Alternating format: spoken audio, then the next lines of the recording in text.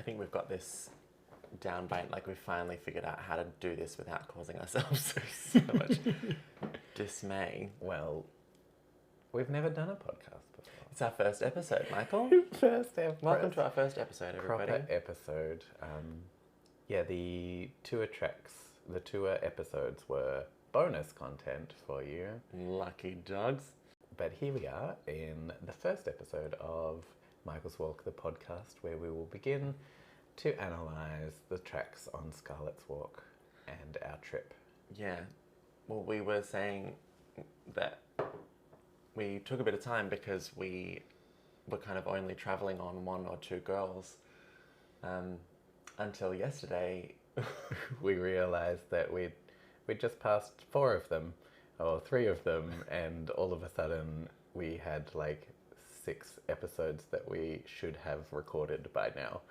What'd you say it was? What did I say? What did you call it that we had in? A bukkake of girls. A girl bukkake. Girl bukkake. Yum. Hi, I'm Michael Earp. And I'm Bailey Turner. Welcome to Michael's Walk. The podcast. Michael's Walk is a road trip, a search for something. Spoilers! It's myself, and it was inside all along. If only it were that simple. Driven by Tori Amos's album, Scarlet's Walk, I'm recreating the journey Scarlet took in its 20th anniversary year. I'll also be there. With the loving and patient, always patient, support of Bailey and Teague Lee, 3 trans queers set out across America. That's 33 states in 55 days. To connect with the songs, the land that inspired them, and the fans inspired by the songs. We'll talk music, travel, healing, and hope as we ask the questions: how do I heal from 15 years of coercive control and manipulation? And what role does the music we listen to play in our own relationship narratives? We've self-produced this podcast and trip. You can support us via GoFundMe. For the full story, head to michaelerp.net.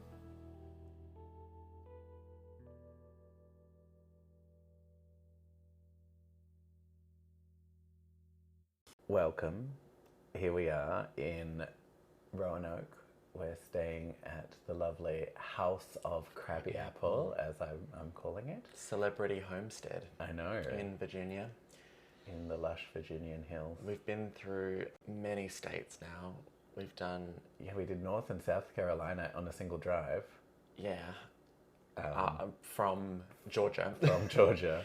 So yeah, we've been busy bees. Busy beekeepers. Yeah, that was quite a drive. But we started... I think it was really opportune that we could start with Amber Waves, the first track of the album, with the first sort of component of our trip. Yeah, it kicks off the album. Amber Waves kicks off the album in a way that I can really relate to, because it's a friend calling another friend and noticing that there's something not quite right going on, and so picking up and leaving to go and help her out. I mean, we can't relate to that kind of friendship, can we? Bailey, I need to go to America for 2 months and process. Are you in? And process.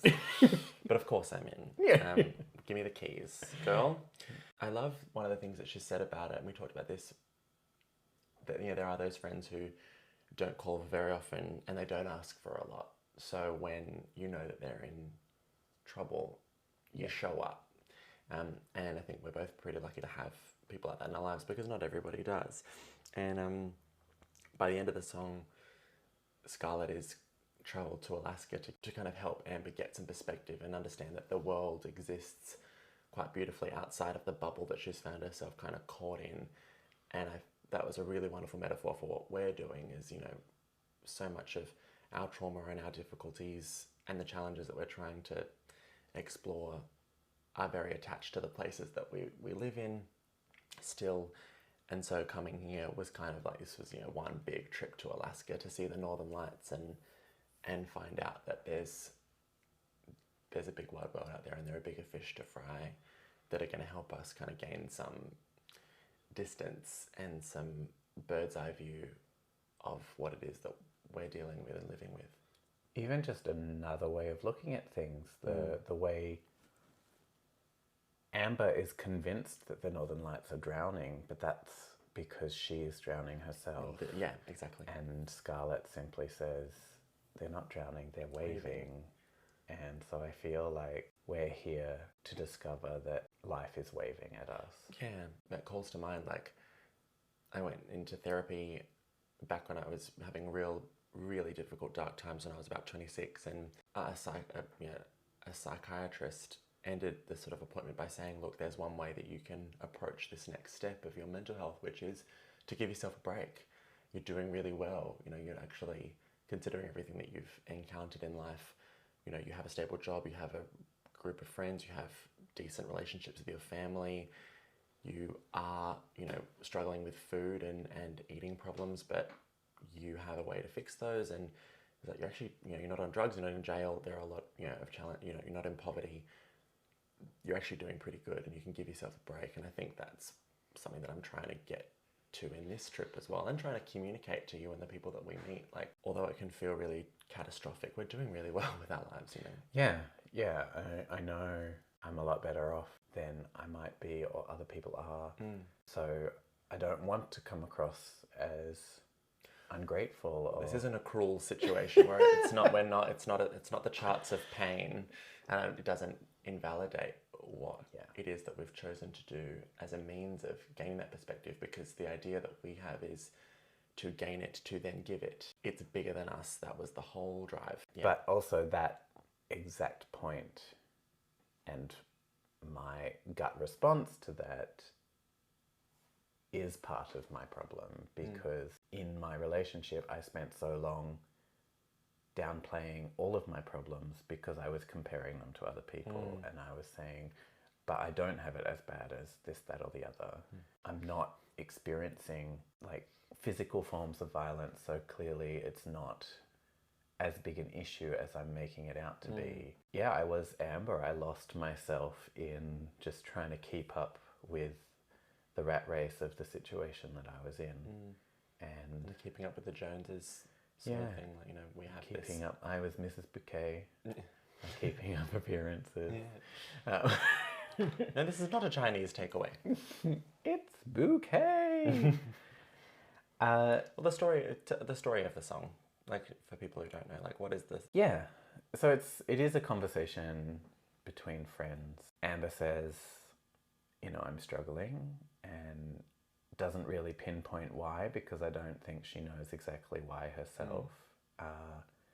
And then Scarlett can see that it is the man in her life who is sort of exploiting her, and needs to find a way to gently show her that that's what the case is. Because the problem when someone is in an abusive relationship of some kind, or an exploitative relationship, I think they're not prepared to hear it from other people. They very much, I know this was certainly my experience, I didn't have any time for people who tried to point out what was wrong in my relationship, because as far as I was concerned, we had a happy, good relationship. And it took me a long time to come around to the fact that actually perhaps things are not the way they should. Yeah. I think the beautiful thing about Scarlett and Amber's conversation in this song is that Scarlett's reflecting on the things that this man does, but isn't like straight out pointing them. No, or judgmental about them, you know.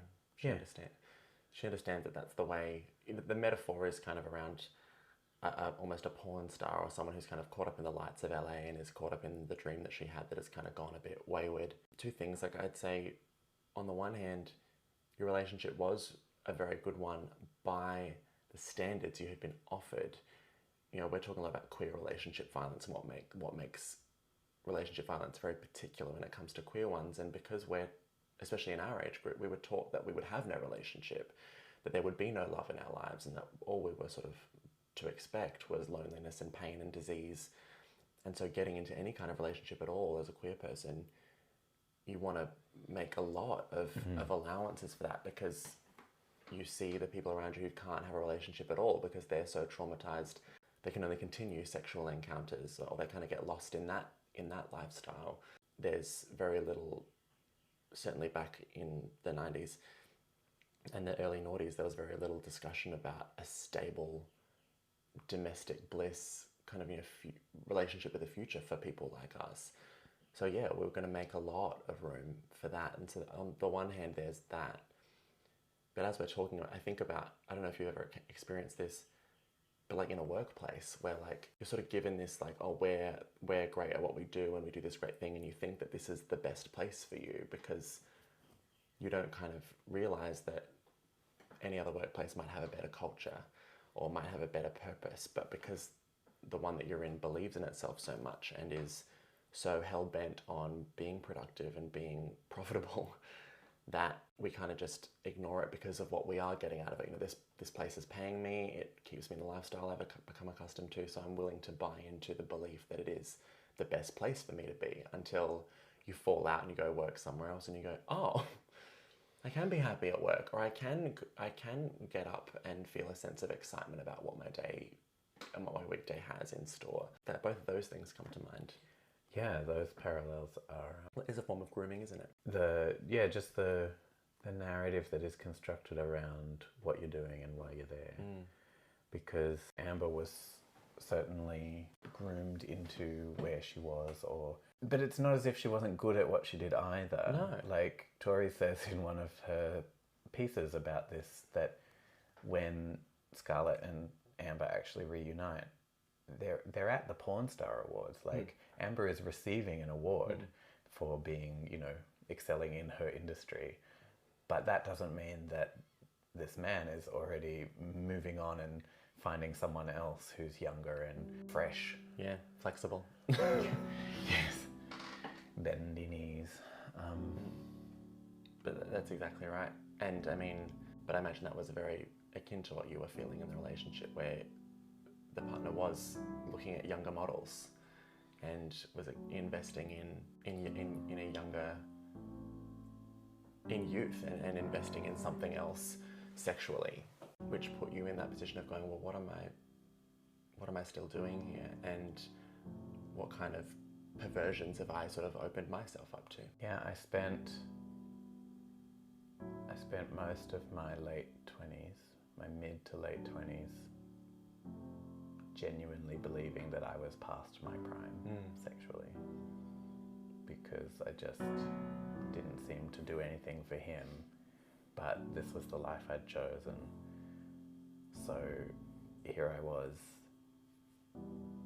going through the motions and like living a life of queer retirement, where we were acting as if we'd been together for 40 years, and here we were pottering around our home and like doddering over each other, but we never had sex or did anything like that. Bogus. And like that was my 20s. But it's that husband-wife stereotype that queer people often try and play out. It's that straight idea of like after 8 years it all becomes a bit boring. And look, can confirm, because I met you when you were 34, that your sex life's just fine. And yes, your sexual desirability is through the roof. Like a fine wine. Yes. Well, like, that's the thing, like, we're not even that old. And I really struggle with the queer impulse to describe 30 as old, or even 40 or 50. It's bullshit. Yeah, it is. And the connection with the cities we've been visiting and the cities that are represented on the map. So yes, we didn't travel to Alaska. Or is Hawaii Amber, or is Hawaii something else? No, Hawaii is another girl's paradise. Sorry, sweetie. Our experience of the map was flying from San Diego to Las Vegas. And then rather than flying to LA like she does on the map, we drove to LA. And so these were the cities that tie in with Amber. And one of my reflections on these cities is that buy-sell nature of them. Everything's for sale, including people. And it's all very shouty, grabby, in your face. Consumerism, spending. Let's look for the next hot thing. Yeah. the capitalist kingdom of America.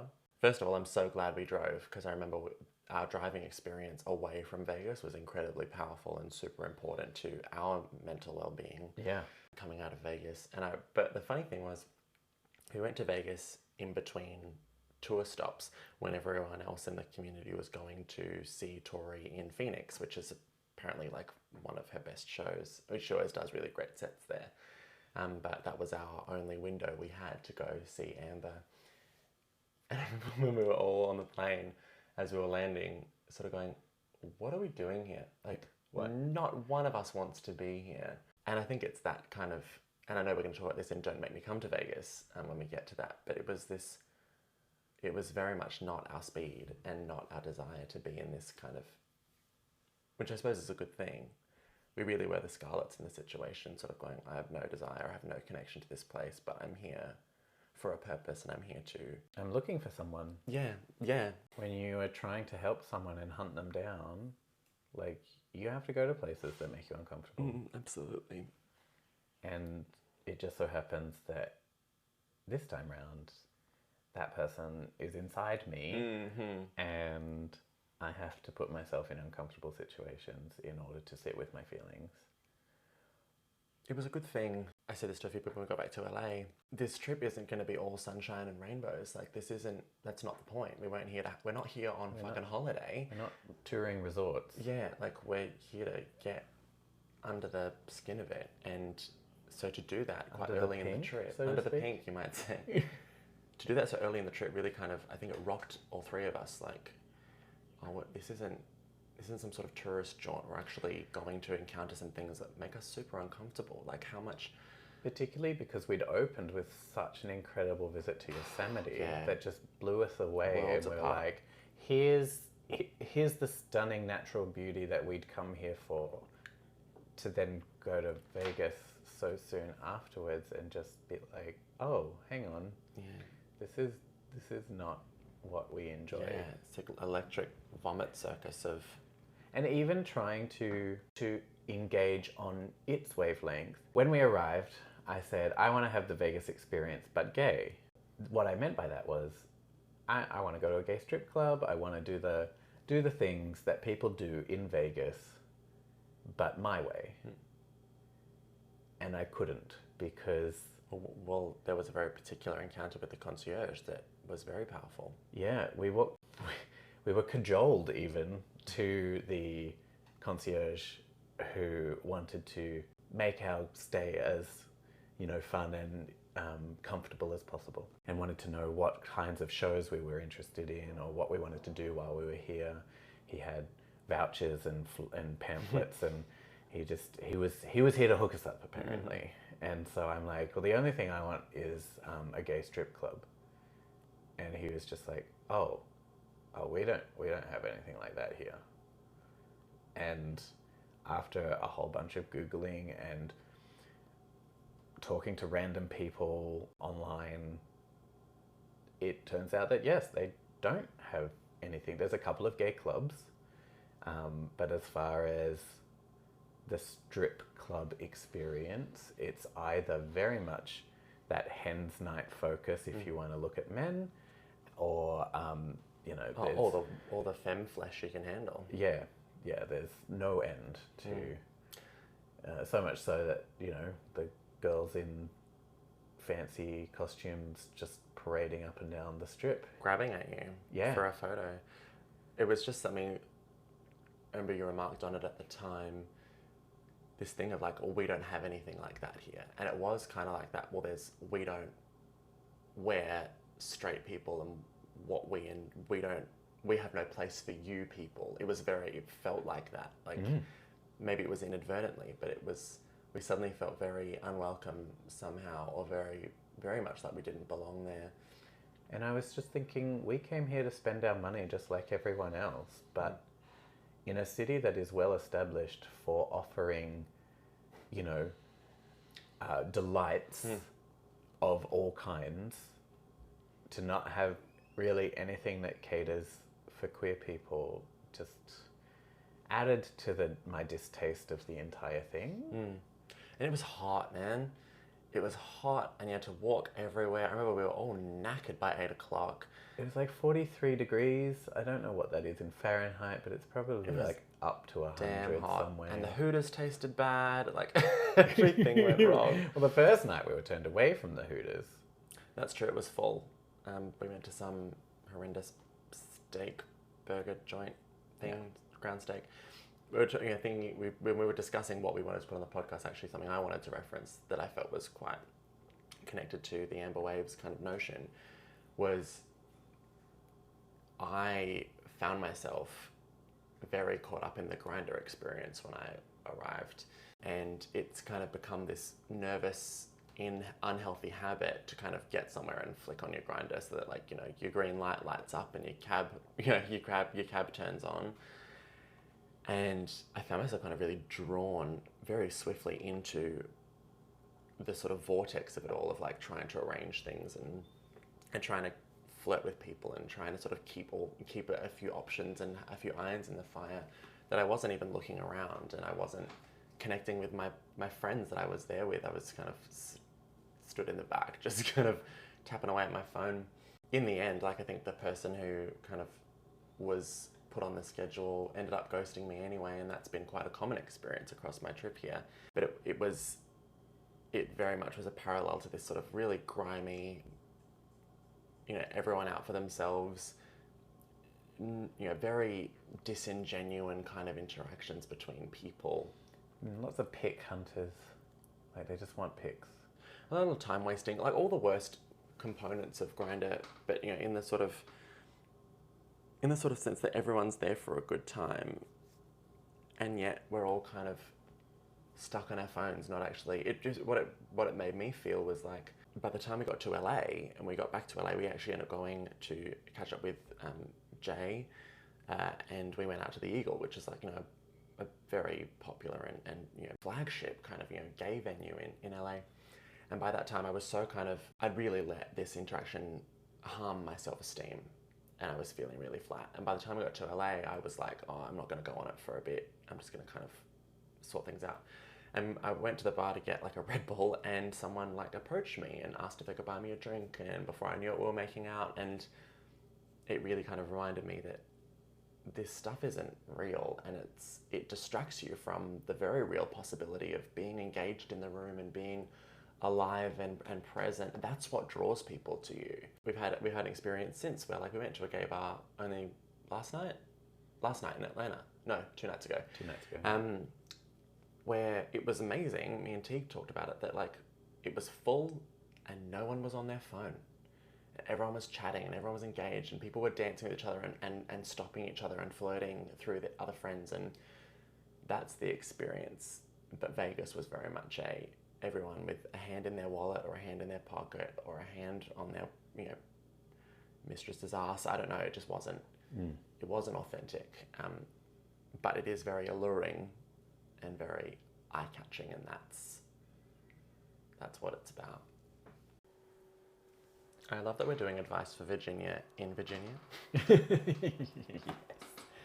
Yes. Everyone, I decided we'd have a segment in every episode called Advice for Virginia. The context of the title of this segment comes from the song Virginia, which we'll be talking about soon because we're in it now.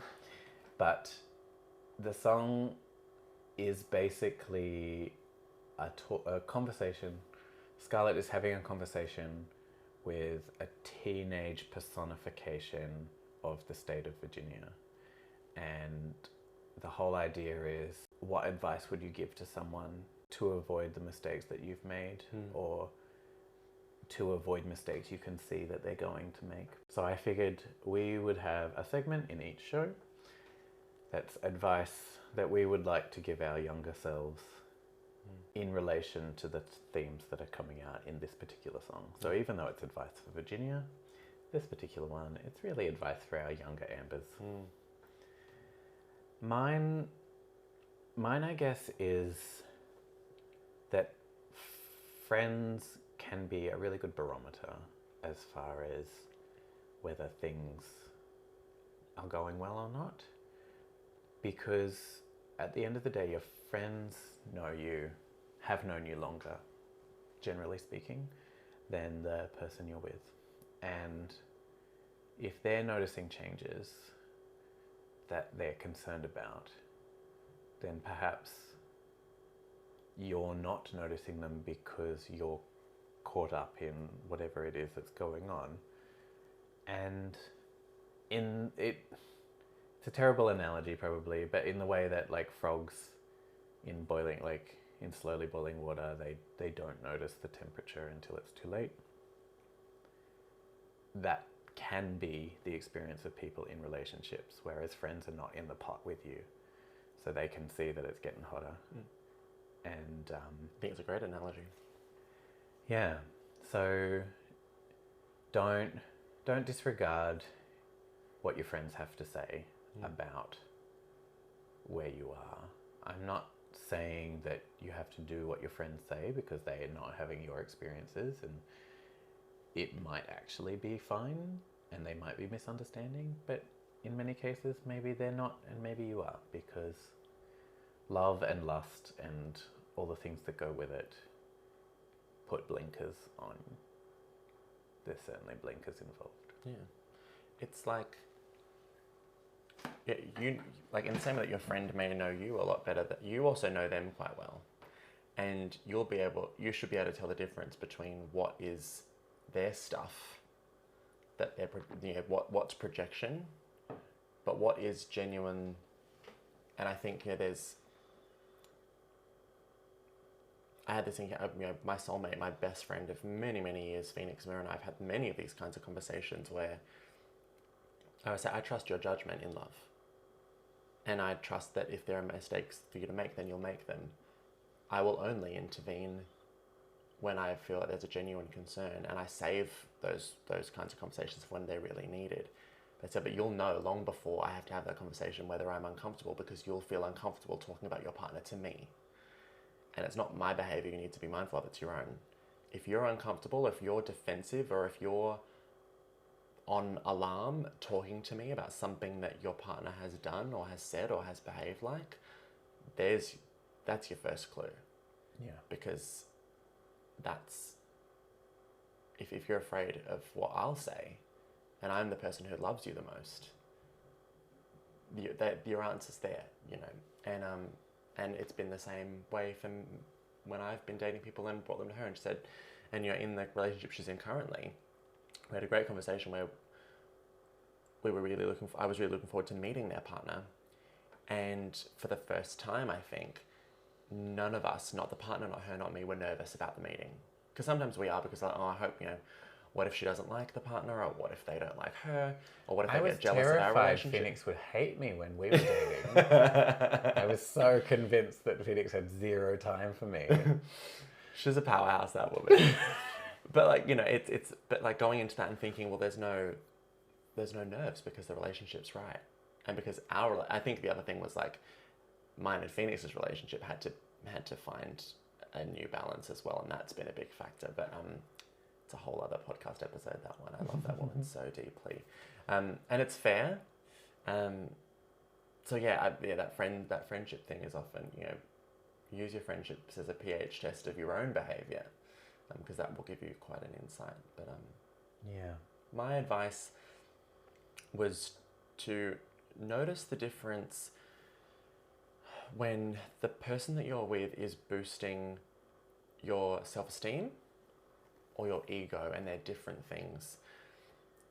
And one is very much associated with grooming, around ego boosting and ego stroking, where that person just continues to lift you up, and there's a phrase called love bombing, which is like they just kind of shower you with affection, and it's not that you don't deserve it, it's you can sense that it's a bit much, or that it's not kind of based in a genuine exchange. It's based in them sort of putting you up on a pedestal and kind of exalting you, and kind of feeding you compliments instead of genuine interactions. Whereas boosting your self-esteem is someone who shows that they're stable, someone who shows their steadfastness, and their love is is what's the word? Like it's basic. It's there. It's evident. It doesn't require, flowery prose or massive gifts or these ridiculous displays of affection. Although those are nice, they don't count nearly as much as the demonstrations of friendship and the demonstrations of companionship and of commitment. That's the shit. That's the stuff. So if you're feeling more worshipped than loved, that should be a bit of a red flag, and one for you to get a sense of, is this feeding into a narrative, or is this actually genuine? Is it actually real? Or is this person just trying to sort of keep me in their orbit because of how good I feel when I'm around them, as opposed to how stable I feel when I'm around them? Absolutely. Good advice, Virginia. Take it on. Good luck, honey. So I've got a little story about leaving Las Vegas. By Sheryl Crow. The bats. No. Having had that less than exuberant experience, the thing that really struck me was when we drove away from Vegas and found ourselves in the middle of the desert. Quite literally. We were following the GPS. Huge mistake. Big mistake, huge. Teague had found a national park pretty much on the drive from Vegas to LA. We just put it in the GPS and set off. And at one point, we turned off the freeway and drove for a while, and then noticed that up ahead it was just getting us to do a U-turn and come back the way we came. And we were like, hang on, what's going on? We had found ourselves in the historic town of Nipton, Arizona. Arizona? No, it was We were in California by then. I think we might have still been in Nevada. Sorry. Yes, Nevada. That's the state. We're very tired, okay? We were up very late with the Krabby Apples. Yes. We had a few White Claws. I love the Krabby Apples. Just another shout out to the Krabby Apples. Yeah. Please follow them on all the platforms. I'm just so here for them. Anyhow, we find ourselves in the historic village town of Nipton, Nevada, which was entirely deserted as far as I could see. I don't think we saw another human/movement of any kind. Absolutely not. When we were there. We did the U-turn that Google told us to do, and then shortly after stopped to try and figure out where Google was taking us and why. And Why, Google? we were just in the middle of the desert. It was dead quiet. We got out of the car. There were solar farms in the distance that were nothing like I'd seen before. These towers of light shining down on all of the panels on the ground. It really felt futuristic in a bizarre sort of way. And it was really peaceful. I just felt such peace after leaving all of those lights and the people wanting your money and trying to sell you things for my wife, or helicopter rides over Grand Canyon. Just that constant buzzing of poker machines and just, sure, come on honey, you want a photo with us, don't you? It's like, no, I'm really okay. I don't need a photo with you. But I like your hair. I like your hair. You're wearing the same color as me. We're both in pink. It's like, that's fine. I don't need, And I get that they've got money to make. Yeah. But it was, anyway, it was a lot. It was a lot. So here we are in the desert, and it was just so peaceful, and really struck me that Vegas is such a strange city because it is this towering mass of commerce in the middle of the desert. It's like they randomly picked a place and just built it up. But as we're driving on this whole trip, we've got a sort of serendipity playlist going, where more often than coincidence, than you'd expect, songs play at opportune moments in exactly where we are and what's going on. And so here we are driving away from Vegas, and Amber Waves comes on completely randomly. And when I say like randomly, yes, we are listening to a very set playlist, like a specific playlist that Of like 500 songs. Like it was very... more than 500. It's literally like... Oh no, it's like 900. 6 days or something of listening. It's outrageously long. But the idea was put it on and press shuffle and go and not need to think about the music. And so it's really interesting when songs come on in a fortuitous way, a serendipitous way. So Amber Waves comes on and really gets me thinking about the experience we've just had, and then coming into the desert. And it was like with those solar towers in the distance, it was a bit like the Northern Lights are waving. I just felt this peace, and like there's beauty in the desert, and good things can be harvested in the desert. Like I was having all of these thoughts, feeling like the refreshing breeze on my face as we stood by the car in the middle of silence. And then Amber Waves segued directly into Maybe California, where we were driving to. And Maybe California is on the Abnormally Attracted to Sin album. And there's lyrics in it like, I don't know when I stopped making him smile. And it really got me thinking about the deterioration of my past relationship, but felt like Tori was talking to me about, finding your own inner strength to carry on now that you're past all of that. Directly after Maybe California, Liquid Diamonds came on. But the main reference point for that, for me, was the opening line, surrender, then start your engines. And I really feel like that's what we're doing here in America. We're giving ourselves up to fate and just what will happen. And we've started our engines quite literally. We're driving. And so it was just this lovely sequence of Tori that came on through random design, just really made me feel, We really felt watched over, didn't we? Yeah, absolutely. It felt like Tori's walking with us in spirit, even if she has no idea what we're doing. She knows. Someone definitely told her.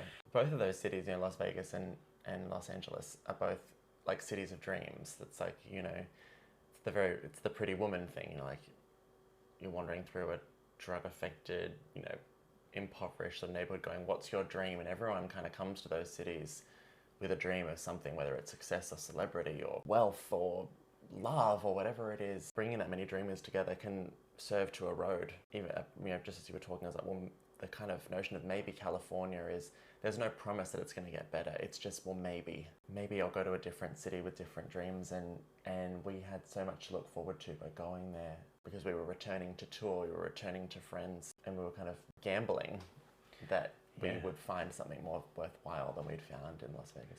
And even the lyrics say, like, she asked, so as if I'm asking, like, right now, right here, like, I'm the one demanding that my healing happen immediately. I'm the one saying, I need to be beyond this now. And Tori's response is, I'm feeling soon, my dear. Maybe California. And so, it was just this lovely serendipitous sequence of songs. And then Martha Wainwright's Traveller came on, which really sort of hit hard as well, because we were literally traveling, but also particularly that first verse of that song really speaks to me. Have a listen to that one. Yeah. We should do like a Michael's Walk playlist or something. We on have. Spotify. Oh, we have. Well, not our ones. Oh, do we have one for... There is a Michael's Walk podcast official playlist where songs we talk about in this podcast will appear. So you can listen to the tracks all the way through when we talk about them. I will, and you can also add podcast episodes to playlists. So I will smatter them through so you know which episodes are talking like which song A chord with which. That's cool. Yeah. So when we were in San Diego before going to Vegas, we met an incredible person called Jessica Butler, and then we spent more time with her in LA, talking after the shows and before the shows, and at the after party had a good old dance with her. We slow danced to Pretty Good Year to end the night at the after party, which is, I've just realised, is the same way Tori decided to end the tour the following night. So, how about that? Yeah, there we go.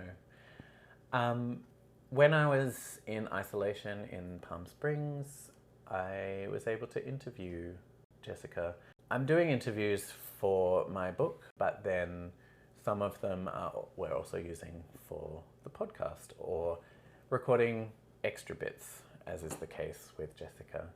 So here's Jessica's reflections on Scarlett and her experiences traveling around America, because she's from the UK, and so she's done extensive travel by herself here in America, and she's got some fantastic things to talk about. Hi! Recording in progress. So I'm chatting with Jess Butler, who I met at San Diego and then reconnected with in LA. And I'm talking as if we haven't just been talking for 2 hours doing an interview for the book, but we thought we'd separate a little chat about Scarlett in particular for the podcast, because there was a lovely story just told about reconnecting with Scarlett as we were talking, and I'd love for you to tell the listeners.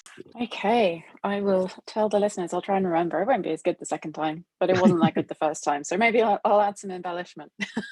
Interestingly, this actually, when I was interviewed for the Songs of Tori Amos podcast, I was on the Bachelorette episode, and I talked quite a lot about a trip that I took around the US in 2019 that I did entirely by Amtrak.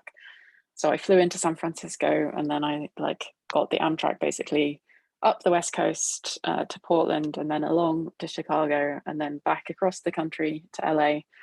I went down to San Diego and then back up to San Francisco and stopped at various places along the way. And my soundtrack during that trip was in part an album called The Going Man by Swans, which had been my soundtrack to the trip that I had taken around the US a few years before in 2016. But I added in some more kind of summery feeling things. To me, Scarlett's Walk always feels like a very sort of late summer autumnal album. And I was doing this trip from basically the beginning of September to the end of September. And yeah, I suddenly thought, I want to put some Scarlett on here. I don't know why I didn't put the whole album on. Maybe because it's a bit patchy in terms of my personal taste. I like some tracks better than others, but it was a very good accompaniment to my American road/rail trip. Yeah, definitely a good road trip album for sure. Something about it sonically that makes you think of movement and adventure and discovery, I guess. I don't know, searching. There's so many layers to it for me, as everyone's probably aware by now.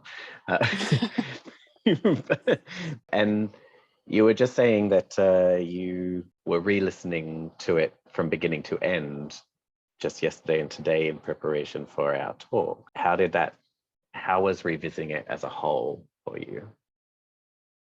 It was really interesting. I couldn't tell you the last time that I'd listened to Scarlett front to back or any album, with the exception of Boys for Pele. Maybe I tried to get into the whole idea of albums. I think to some extent I'm always wary of a concept album, and so that's kind of put me off from listening to it in its intended form, which I'm sure Tori would have me raked over hot coals for. But I'm just no, I refuse to submit to your agenda. But You it know was that you know that basically every album she's done is a concept album. Like she only works in concepts. well, yeah, but sometimes they're a bit shoehorned in, aren't they? I feel like it's just like, I don't know, it feels like what I do with my research sometimes, where I'm like, yeah, sure, no, this is all very intentional, it definitely all goes together, it's 100% all part of the same thing. Don't ask me any questions.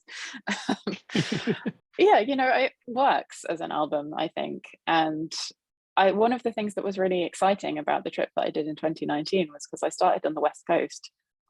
I was like, oh, the 101, you know, like these things that had just been lyrics to me basically since I was however old I was when the album came out.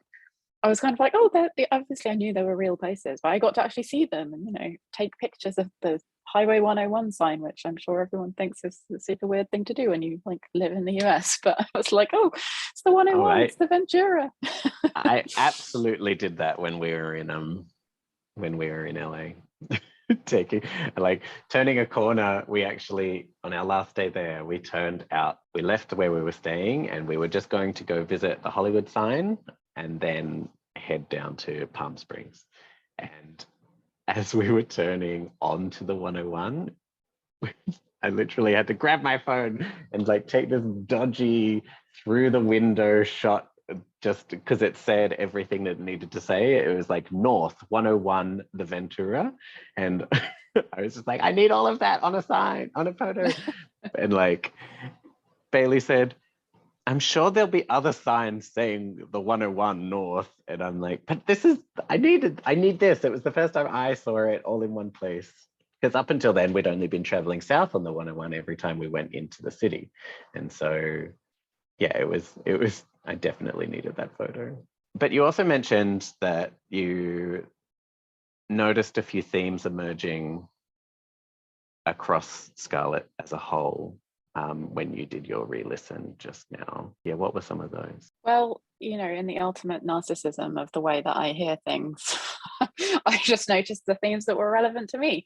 Or, no, is that true? I don't know. I was trying to listen to it with its original spirit in mind, but in re-listening to it, I was reminded of the bits of it that I either first connected with or that kind of really resonated with me over the years, lots of them being about power dynamics and, you know, as in the album through the metaphor of relationships a lot of the time. Like, I don't necessarily think she's always literally talking about like human interpersonal or romantic relationships, and she uses this as a way of you know, exploring the land. And obviously like Scarlett herself is a personification of something much bigger, but particularly in like Strange and Virginia and Another Girl's Paradise, and feeling the resonances of that with experiences that I've had in relationships, and themes that are relevant to the project that you're doing.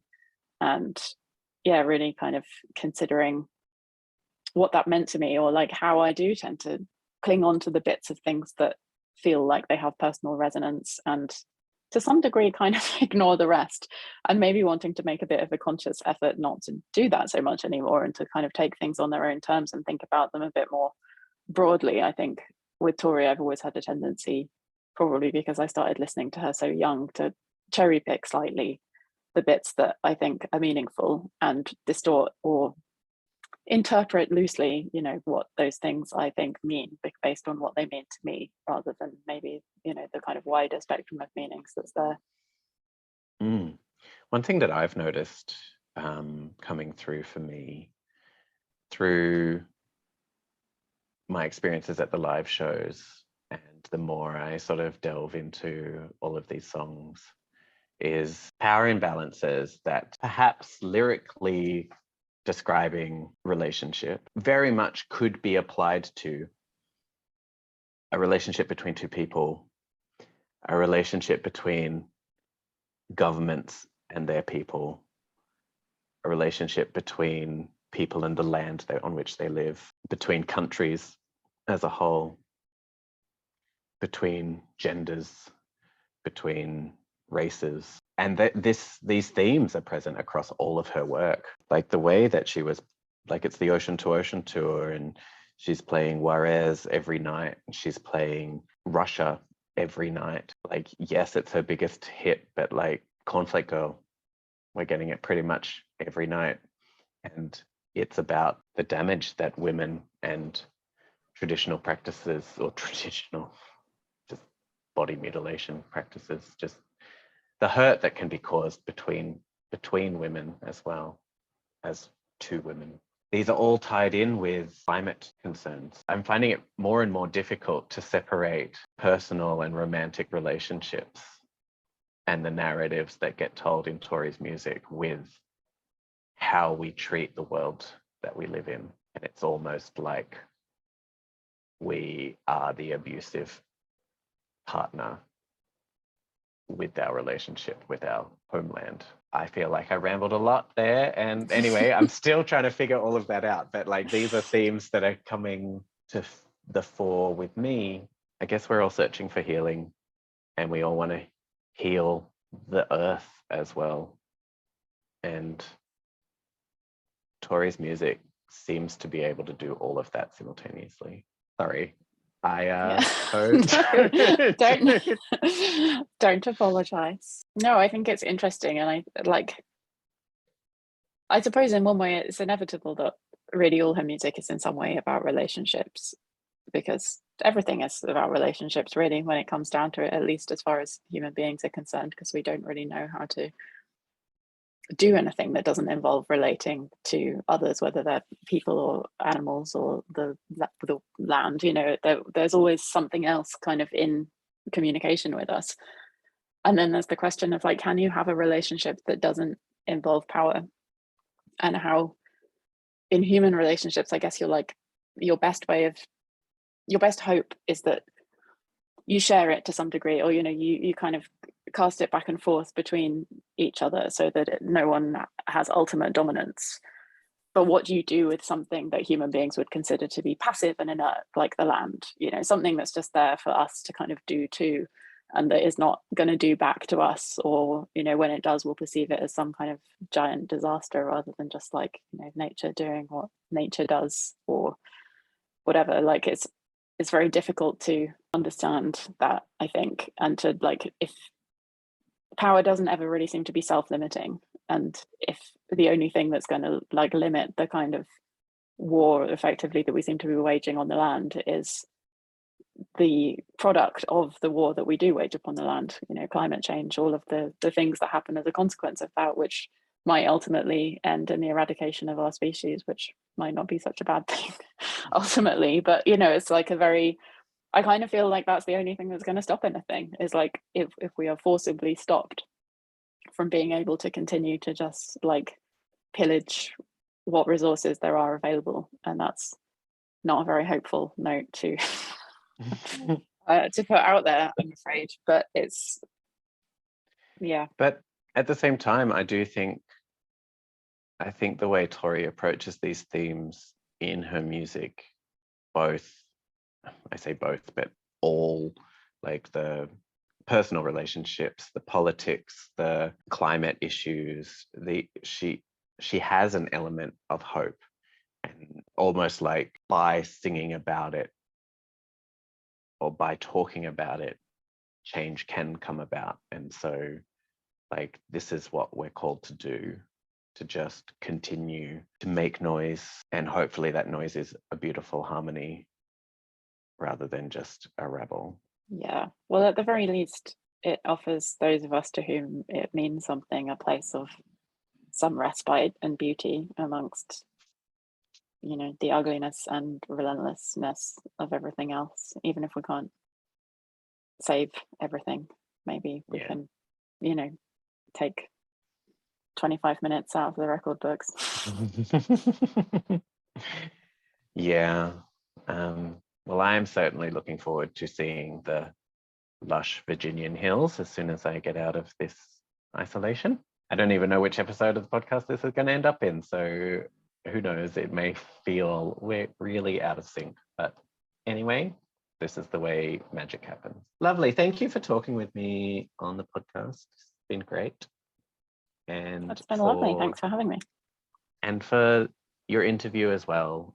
Maybe I'll use this as an opportunity to say that if anyone who is listening would like to be interviewed about their experiences with music and abuse in relationships, particularly the non-violent and non-sexual abusive forms like emotional abuse and power imbalances and that sort of thing. My book, I would love to hear from you. You can fill out the form on my website, and I'll be in touch, and we'll do it via Zoom, even if it's after the trip. Turning out that most of the interviews are happening via Zoom, even on the trip, because of isolation. I'm curious to hear people's stories and see if there's a common thread that ties them all together. I don't know. Thank you, Jess, and we'll talk again soon. I'll Thank you very much. That was so good talking with Jessica. I could have talked all day long, and I could have danced all night. Absolutely.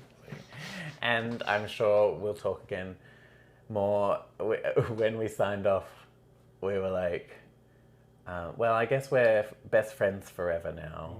And she said, well, we follow each other on social media, so that's what that means, right? That's what they want you to think it means. I just also wanted to mention this one final serendipitous song that interestingly came about as we arrived in LA, having had all of these thoughts on the drive from Vegas. Literally the last song that played before we pulled up to our accommodation was Vienna Tang's Level Up, and a billboard literally on the corner That's right. of the street that we were staying on had a big Level Up blazoned across it. Yeah, it was awesome. As this song was playing. Level Up has been a really important song for me for a long time. It applies to many different things at different times in my life. If you haven't heard it, I really strongly recommend listening to it. It will be on the playlist. But it just speaks about acknowledging that everyone's gone through shit. Everyone has seams and scars, as she says. But, like, it's okay to be afraid. Like, if you're afraid, come out and level up. Like, call it whatever you need to call it.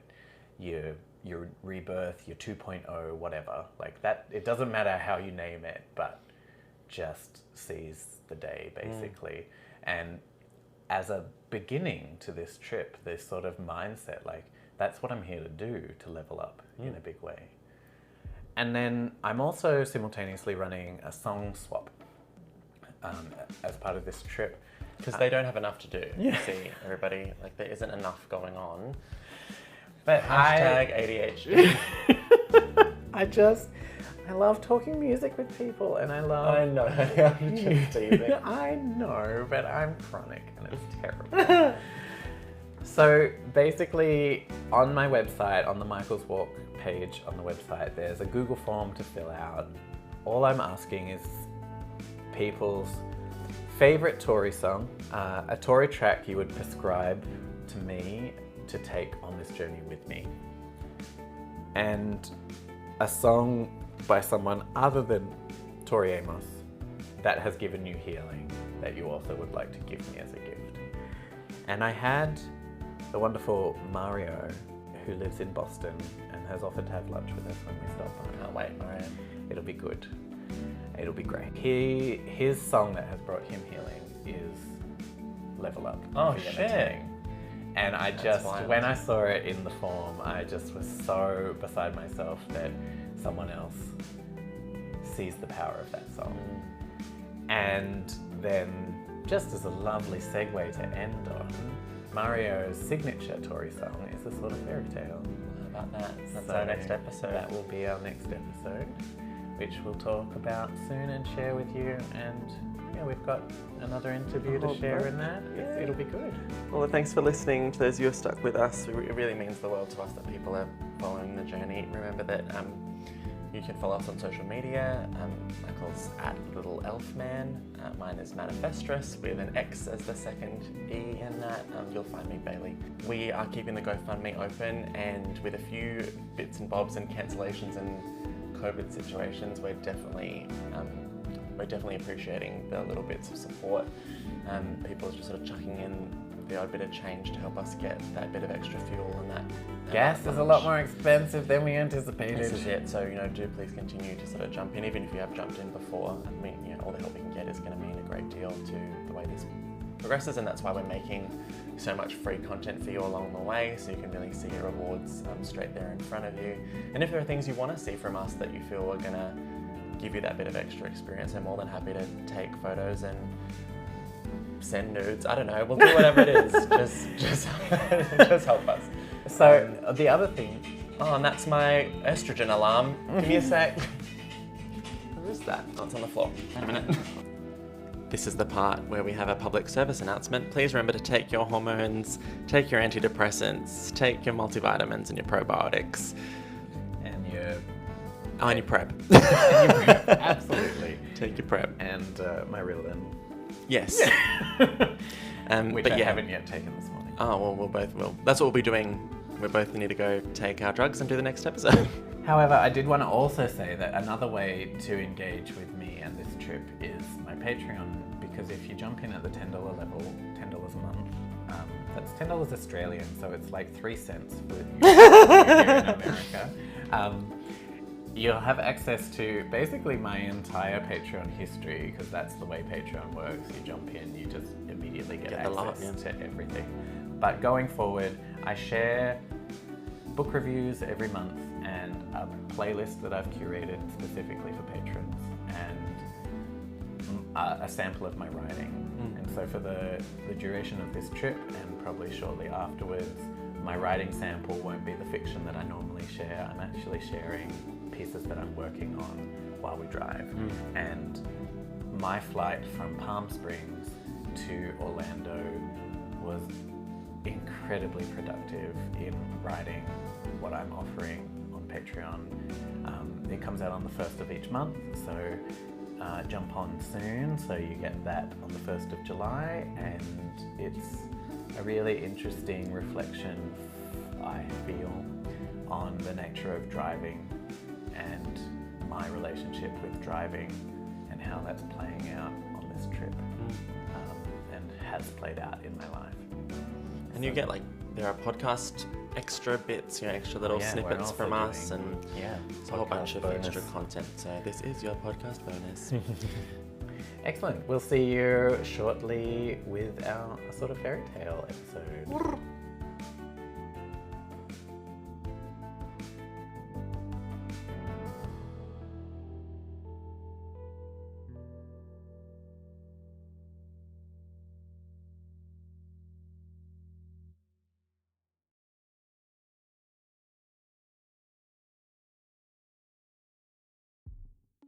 The Michael's Walk podcast acknowledges that the journey they are undertaking takes place on the sacred and unceded nations of many proud Indigenous peoples.